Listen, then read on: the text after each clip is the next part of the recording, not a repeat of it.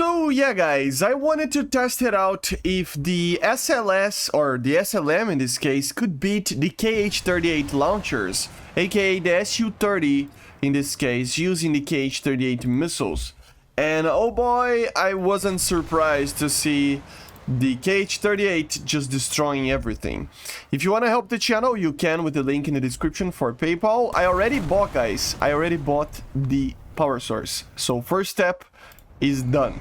We now wait for the GPU. Again, I still don't have like the proper money to buy it, so I'm waiting for a sale. If you want to help it be a little bit more quickly, you know what you do, okay? But anyway, enough of that. But guys, basically we brought a friend here to do the video using the Su-30 SM together with KH-38s, MTs and MLs to try to see if I could beat it from a very long range from a spawn position, right? I probably chose the wrong map over here because this map was so open that it was basically impossible to avoid his missiles. You know, it was impossible to avoid his missiles because there is not a lot of places to hide. But guys, yeah, I hope these missiles become better. Of course, work in progress. It means that we will probably need to wait for these missiles to be fully implemented, especially the radar ones and everything. But I gotta be honest that for now, while we are looking at the game with the current, you know, level of performance from the Iris-T and stuff, it is just not enough. Why is that? Well, the Iris-T, although it is an impossible missile to avoid, when in long ranges, it is just not feasible to get kills, basically. It's kind of funny how it works. We're shooting from 10 kilometers, and he was being very defensive, firing his KH-38s, just like a normal battle would be like, and I cannot do anything. I'm trying to kill him. If he pushes a little bit, for example, here he pushed a little bit, right? He said to me, oh, I'm gonna try to get to the 5-6 kilometers to see if you have a chance. And because he did that, I got the kill, but I got killed. So yeah, as you can see, the missile actually got him, right?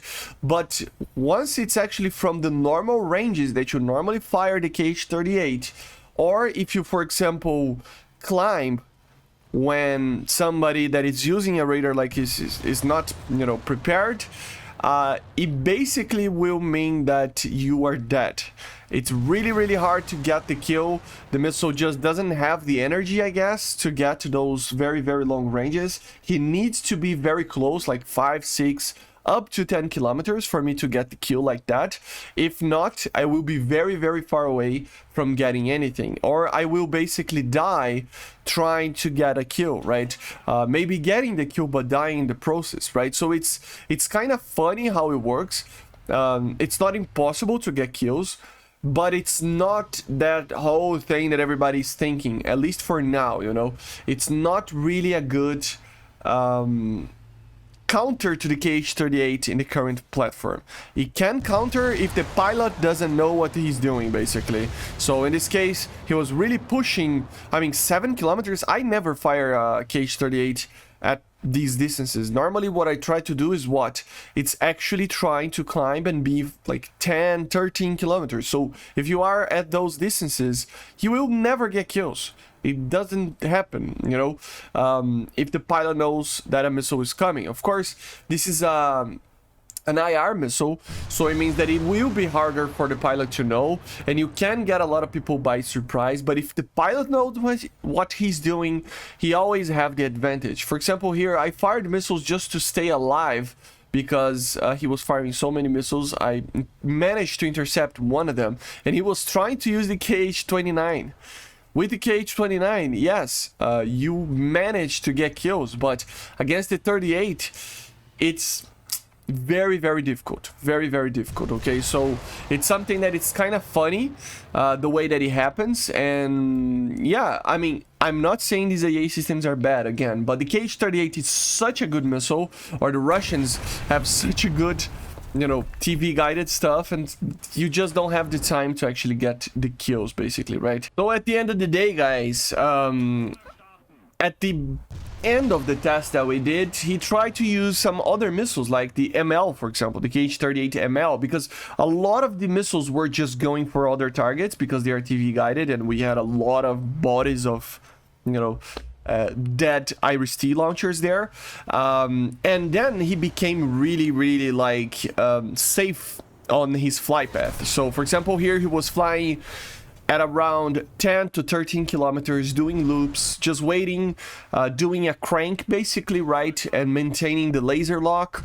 And yeah, 15 kilometers, see, and he's just firing missiles, you know, he's firing missiles, maintaining the lock with the thermal system, and it's a laser guided missile. He can just stay there and I cannot do anything. I'm trying to kill him, I'm trying to intercept his missiles, I'm trying to do everything at the same time, right? I'm trying to move around at least my radar.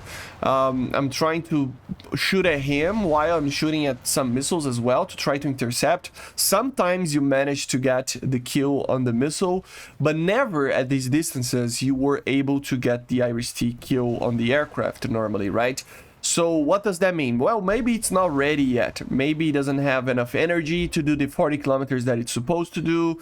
Maybe, I don't know, maybe this is the problem with the radar, because the radar just keeps picking everything up and you cannot really properly choose the target, right, you know, in the right way.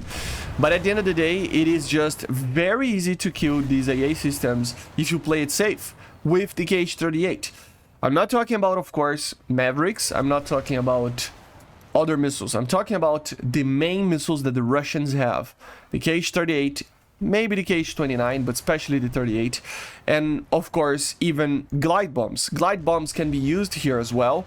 And it will be a very problematic thing, because sometimes you are just so focused on trying to kill the target that you forget that you have 3 vehicles to move around. You know, so it's not like, oh, okay, I'm gonna move my radar. You're gonna have to move your launchers as well. So am I saying it's a bad AA, guys? Again, no, I'm not saying that. But I don't think it's enough for the KH-38 yet.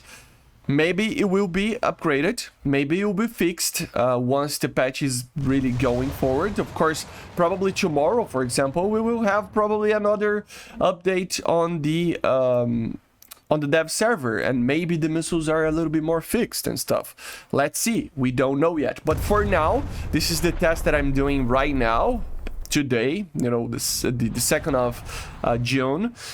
It's not enough yet. Of course, all of the other AAs are just too bugged, in my opinion, to be testing like this. So once they get fixed more, I will be testing as well. And the normal Iris-T from the Swedes as well, it's worse than this. So it's just a very good AA system, but the KH-38 is so amazing, that it's so incredibly powerful, that it kind of doesn't matter even, It's kind of funny, right? So this is my take on it. We've tested a little bit. The KH-38 is still one of the best missiles in the game. It's just outranges everything, so yeah, outpaces everything. It's just really hard to beat that Su-30 SM that knows what he's doing, right? So but basically this is it, guys. Let me know in the comments what you think about these AA systems for now. Of course, they will be updated, but let me know for now.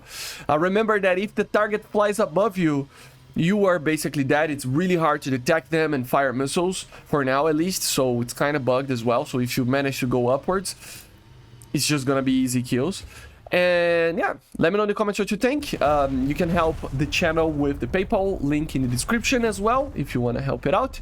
And I see you guys on the next one. Bye guys, see ya.